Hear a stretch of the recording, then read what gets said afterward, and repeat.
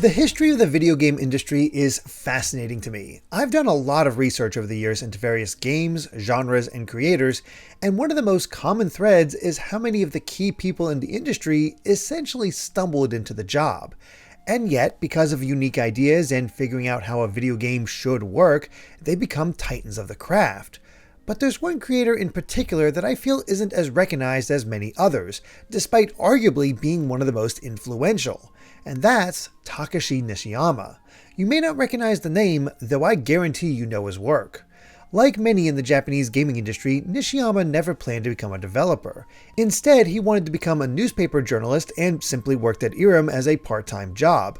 But it just so happened that he joined toward the end of the Space Invader boom, where many of the games at the time were simple clones of the arcade classic.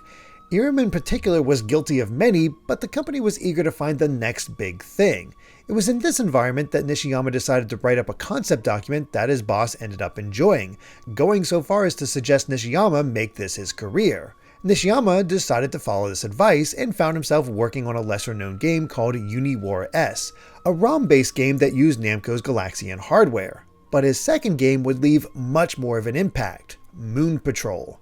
This is the game credited with creating parallax scrolling and side-scrollers, and would go on to be a huge worldwide hit thanks to the cabinets being licensed by Williams, creator of Defender and Joust, for its North American distribution. The success of Moon Patrol allowed Nishiyama to go from designer to director for his next game, Spartan X, or Kung Fu Master as it's known internationally. The game was loosely based on the Jackie Chan movie Wheels on Meals, which was titled Spartan X in Japan. But that wasn't the only inspiration, as the structure was based on Bruce Lee's Game of Death, as the main character, Thomas, had to ascend a tower of increasingly tougher enemies to rescue his girlfriend Sylvia. And if that sounds familiar, you now know why Kung Fu Master is so important. It was the world's first beat-em-up. 1984 proved to be an influential year in general, as May saw the release of Data East's Karate Champ, which influenced and established many of the conventions of the fighting game genre. Its controls were quite different though, as the player executed the 24 possible moves through the use of 2 joysticks. Kung Fu Master was different in how it simplified the controls, as it only featured a joystick and 2 buttons, one for punches and one for kicks. However, the joystick could be tilted up to jump or down to duck, and used in conjunction with the buttons for a solid variety of moves, at least at the time. And unlike Jordan Mechner's Karateka, which was released in December of 1984, Thomas had to fight far more than one enemy at a time. The enemies would constantly drop in to attack Thomas, and would range in height as well as weaponry, since some threw knives. Snakes, dragons, and mystical balls would also appear, forcing the player to change up the height of their punches or kicks. Once Thomas made it through the waves of opponents, he would have a one-on-one fight with a boss. Nishiyama would later explain that the idea behind the game was to take the rhythm of a shooter and combine it with fighting elements. It's something that can absolutely be seen just in the gameplay, even down to figuring out the boss's patterns. Beating them would allow the player to move on to the next floor until they reached the top and rescued Sylvia. Now, inspiring an entire genre is already impressive, but where Kung Fu Master's story becomes fascinating is how it influenced others, and not just within the beat-em-up space. Perhaps most notably, Shigeru Miyamoto himself. He had been working on side-scrolling techniques initially with the development of Excitebike, but upon seeing Kung Fu Master, he decided to direct its port to the NES personally at around the same time the original Super Mario Bros. Was being developed. Working on these 2 games gave himself and his team the technical know-how to make the scrolling in Super Mario Bros. As smooth and appealing as possible. After all, he wanted to make a side-scroller where the player could strategize over long distances while maintaining color and vibrancy rather than a simple black background. It didn't hurt that Miyamoto's learning exercise with Kung Fu Master, simply titled Kung Fu on NES, was a massive hit for the system, with it selling 1.4 million copies in Japan and a further 3.5 million copies worldwide. The port was widely praised for staying as faithful as possible to its arcade counterpart, and allowed even more people to be exposed to this new gameplay style. One of which happened to be Akira Toriyama, who specifically mentioned the console port as an inspiration for the Muscle Tower section of Dragon Ball's Red Ribbon Army arc. In many ways, it helped evolve what Dragon Ball could be. But what of Nishiyama? Well, that's where the history of Irem and Capcom come into play. Time for a little more history. You see, in 1974, a man by the name of Kenzo Sugimoto founded the precursor to Irem under the name IPM, or International Playing Machine. However, IBM complained that the name was too similar to theirs and would lead to customer confusion, so the company rebranded as Irem in 1979. That same year, Tsujimoto started another company called Irem, which eventually became Sambi in 1981. However, Tsujimoto was the one who banked too hard on the Space Invader craze, so when that faded and the company suffered poor performance, he was summarily ousted from leadership of Irem in 1983.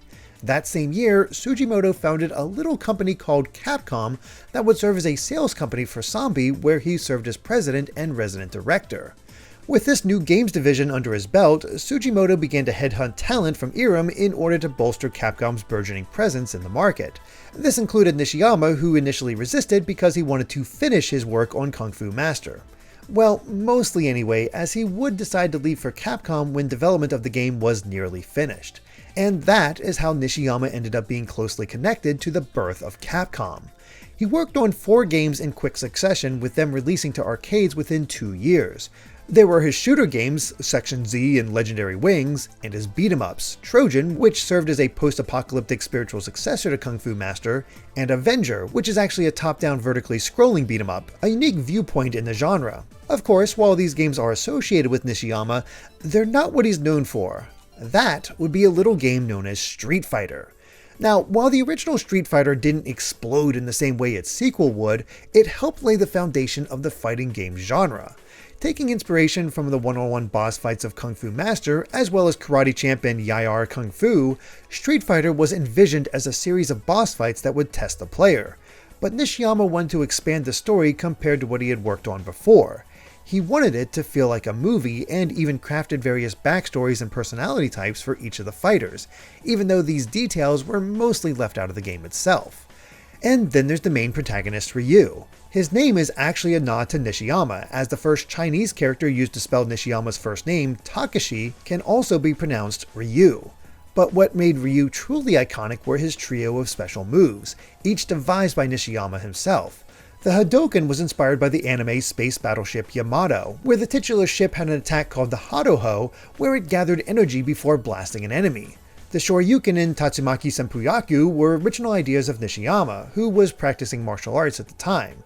He took standard moves and greatly exaggerated them in order to make them feel like special attacks. Even the control method of Street Fighter, which is still used today, was developed by Nishiyama.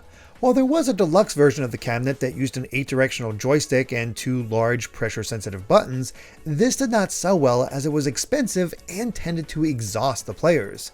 This would later be replaced by the 6-button layout that is synonymous with the series, as each corresponded to a light, medium, or heavy punch and kick. However, the sales team at Capcom balked at the idea of so many buttons as they feared it would overwhelm players. Nishiyama stuck to his guns and explained that the buttons not only matched the contours of the hand, but corresponded to attacks. Players were unlikely to get confused, as every press would result in something tangible. But it wasn't long after the release of Street Fighter that Nishiyama would find himself dissatisfied with the direction Capcom was heading. At the time, there were 3 separate development teams, each headed by a leader. Nishiyama was the head of Development Team 2, but found his management style differed greatly from the other 2. They would often be the sole creator of a game, but Nishiyama preferred to appoint producers beneath him that would then take his core ideas and flesh them out. But oftentimes the leadership at Capcom would deny his request to do this, which led to a poor relationship with his direct supervisor. So when SNK attempted to headhunt him over to their studio, it felt like a golden opportunity, as he could manage the development team exactly as he wanted. It was still a tough decision, as he was good friends with Tsujimoto, but he ultimately felt like this was the best move. And so it was at SNK that he decided to really push his idea of a cinematic fighting game with an emphasis on story and character. That would take the form of Fatal Fury and the introduction of Terry Bogard. Of course, in the meantime, Capcom had a new team work on the sequel to Street Fighter, which became an absolutely massive hit, inspiring just about every developer to work on their own fighting game. In many ways, Fatal Fury is a peek at what Street Fighter could have been if Nishiyama hadn't left, but he also had to make it different from his predecessor.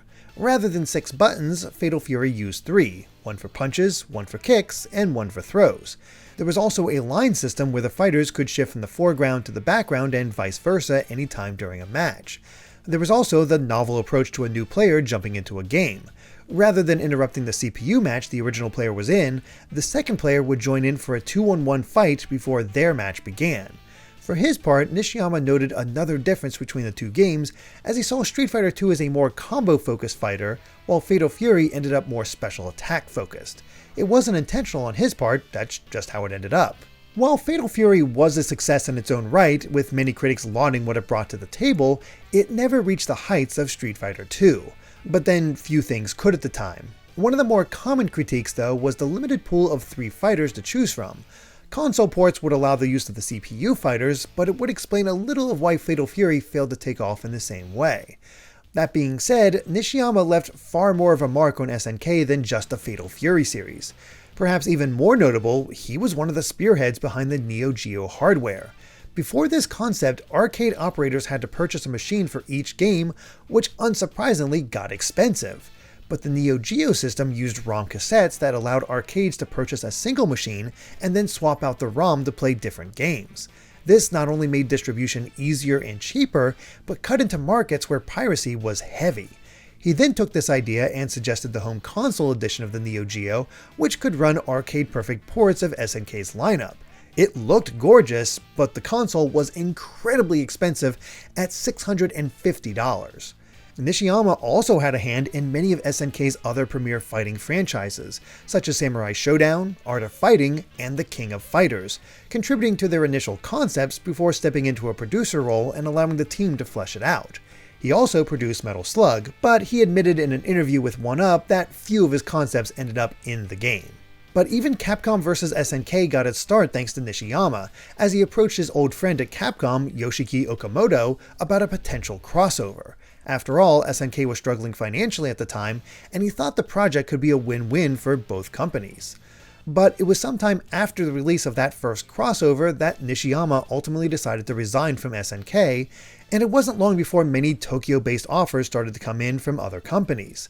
However, Nishiyama chose not to join any of them and instead founded a new company located in Osaka.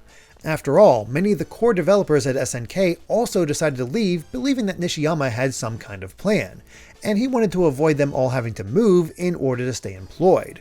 The new mission of his new company was to create games in a variety of genres for various platforms, and so they decided on the name Dimps, or Digital Multi-Platforms. You may have heard of them, and you've almost certainly played one of their games in the 24 years since its founding. These are the developers behind the Sonic Advance trilogy and beyond, the Dragon Ball Z Budokai trilogy along with dozens of other anime games, Kirby and the Amazing Mirror, and, fittingly, Street Fighter 4 and 5. However, by that point, Nishiyama had stepped back from the development side of things and had little to no input in their creation. Still, it's an incredible career that many may only know pieces of. Some may realize that the creator of Street Fighter went on to also create Fatal Fury. Some may know that Nishiyama is seen as the progenitor of the beat-em-up genre. Some could have even known that this same work, based on a Jackie Chan movie, directly inspired the game that would thrust Mario into the limelight. And some may even know that he founded Dimps, one of the most prolific Japanese developers in the business. But how many of you knew all of that? It's a story I discovered a while ago, and I simply couldn't get it out of my mind. I just had to share it. So I hope you all enjoyed this brief look at one of the more storied careers in gaming. And do you have any special memories of any of his games? Let us know in the comments, and if you enjoyed this video, please consider subscribing to Good Vibes Gaming, hitting the like button, and ringing that bell. We also have a Patreon at patreon.com/gvgaming with plenty of extra perks. Until next time, bye.